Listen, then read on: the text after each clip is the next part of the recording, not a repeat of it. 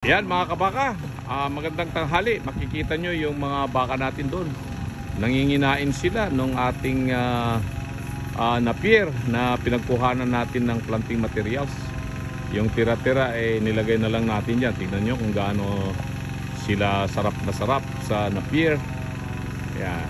So panibagong pagkain nila yan.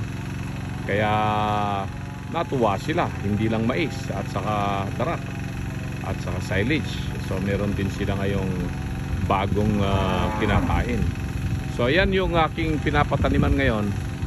At pinapatubigan ko na yung aking pagtataniman pa ng napier. Kasalukuyan nagtatanim pa kami mga kabaka. Yung mga naunang tinanim namin 2-3 days ago, may mga tumubo ng sibol.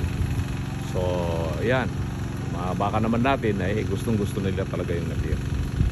So ganyan mga kabaka ang kailangan natin gawin para makatipid tayo sa gastusin sa pagkain. Magtanim tayo ng napier. At yan ay madaling patubuin, madaling paramihin, at gusto-gusto po ng ating mga alagang baka o mga kambing. So yan po mga kabaka. Ngayon ay February 16, 2024. At tayo ay nandito pa rin sa ating bakahan. Yan, nakikita nyo yung mga ibang mga baka natin dito. Yan mga kabaka. Magandang tanghali sa ating lahat.